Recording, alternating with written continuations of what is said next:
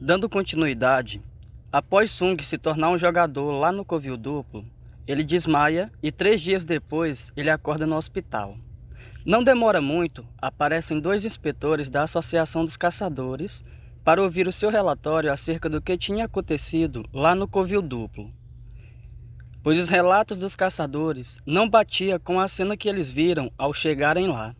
Não havia nenhuma estátua no salão, somente Sung deitado em cima do altar e os corpos espalhados pelo chão. Mas o real motivo pelo qual eles dois estavam ali era para tirar uma suspeita que eles estavam tendo acerca do caçador Sung. Eles suspeitavam que ele havia recebido um despertar duplo. Vocês lembram que os caçadores não conseguiam subir de rank, não importa o quanto eles treinassem, né?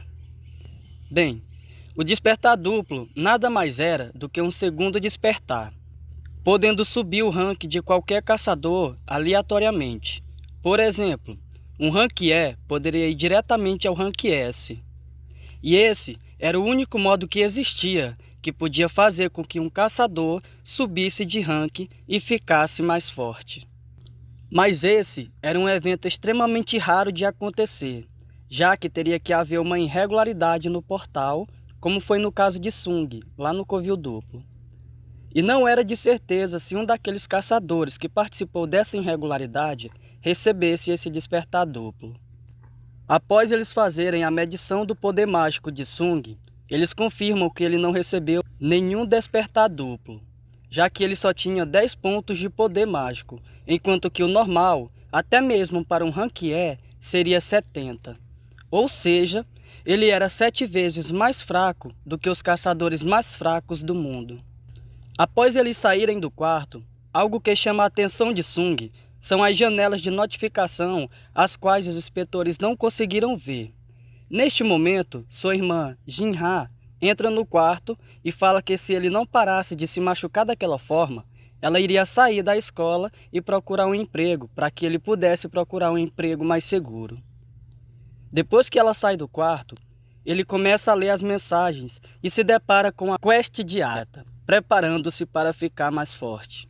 E meus amigos, ela era obrigatória, e se ele não cumprisse, haveria uma penalidade. Mas Sung nem dá bola e vai dormir.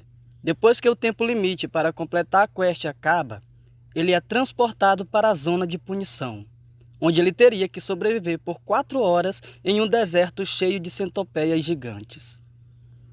Então ele começa a correr como se não houvesse o amanhã. E ao completar a punição, ele é transportado novamente para o hospital e desmaia de cansaço de tanto correr. E olha só, meus amigos, o que ele está fazendo no dia seguinte? A quest diária. Meus amigos, ele não gostou nadinha das centopeias gigantes. Ao completar a quest diária, ele recebe algumas recompensas. A primeira, recuperação de status. Ela restaurava todos os status dele, o deixando na sua melhor condição. Segundo, pontos de habilidade, onde ele poderia distribuir em qualquer status, como força, agilidade, inteligência ou qualquer outro status que ele tinha. E a terceira, uma caixa aleatória, que ao abri-la, ele ganha uma chave que lhe permitia criar uma dungeon instantânea de rank E. Só abrindo um parêntese aqui. Ao assistir alguns youtubers fazendo reacts, reagindo a alguns raps de solo leveling, eles ficaram confusos acerca desse personagem Sung Jin-woo, porque ele parecia um personagem de um jogo, e muitos pensam que ele entra em um jogo e lá a história se desenvolve. Mas não é isso. Ele realmente se torna um personagem de jogo, mas no mundo real. Ele tinha todos os benefícios e deveres que um personagem de jogo tem. Por exemplo, ele dropava itens exclusivos e únicos e também moedas que só poderia ser usada na loja do personagem e não no mundo real. Ganhava experiência e subia de nível e assim ficava mais forte.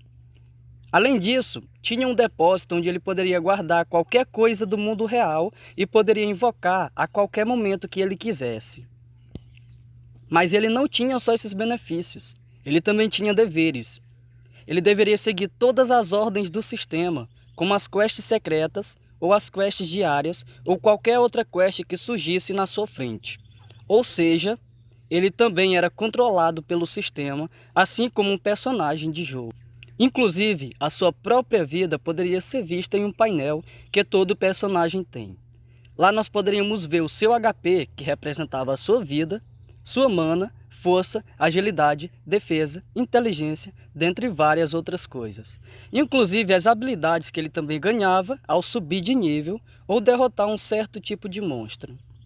Uma coisa interessante desse despertar duplo é que, além de aumentar a sua força, poderia dar uma nova habilidade também.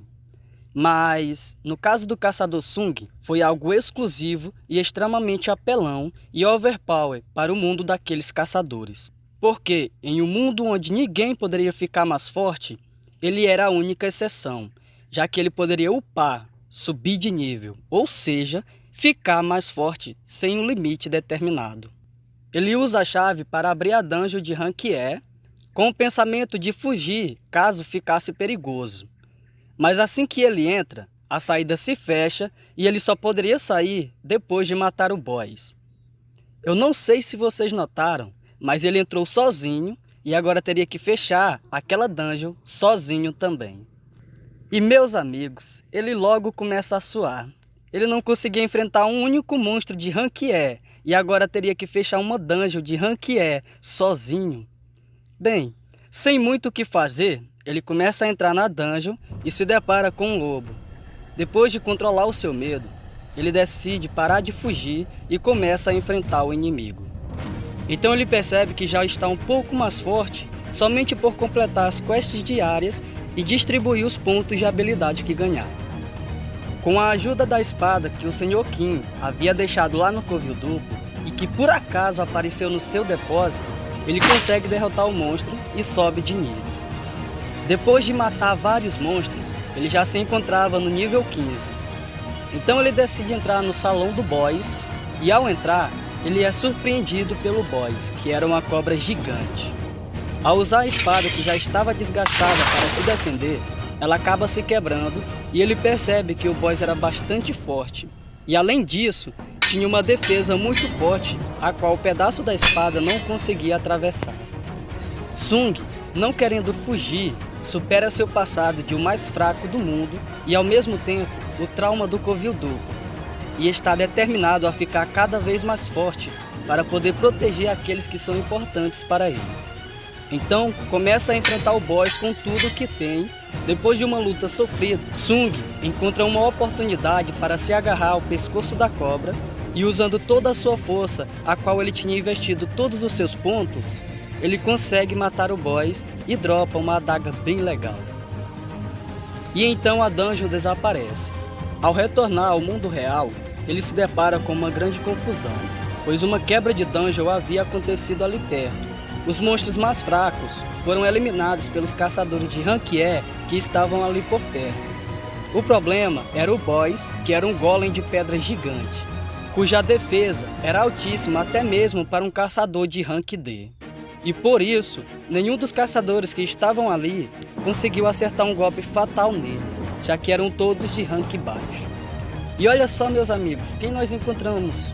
A senhorita Junri, que não conseguiu superar o seu trauma do covil duplo e por isso não estava desempenhando um bom papel como curandeira neste momento.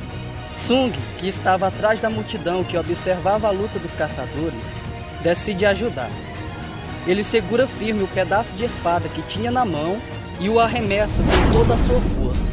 E meus amigos, aquela espada parecia um míssil que o destrói completamente. E detalhe, aquele boss era de rank D. Todos se perguntam o que tinha acontecido. Um dos caçadores pergunta para um guarda que estava ali quem havia lançado aquele pedaço de espada.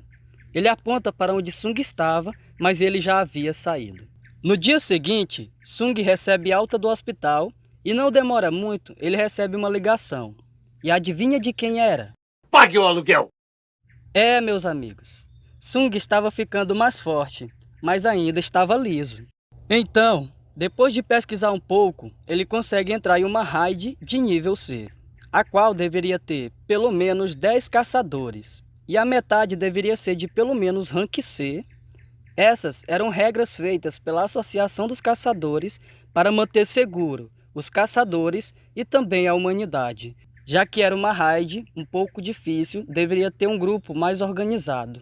E essa raid era composta por 5 caçadores de nível C, que vale a pena destacar Dong-suk, o líder da raid, e mais 4 caçadores que estavam entre o Rank E e o Rank D, onde encontramos Yu Jin-Woo.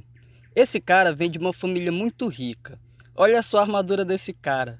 Me faz lembrar dos Cavaleiros do Zodíaco. E por último, Sung, que ainda estava classificado como Rank E. Sung fica meio relutante em participar da raid, já que não havia nenhum curandeiro. Neste momento, Yoon Ji-woo disse que protegeria Sung. E olha para a cara que o nosso protagonista faz. Será? Eles entram na dungeon, que era do tipo inseto, e eles logo são cercados por formigas. Eles não têm muita dificuldade em vencê-las.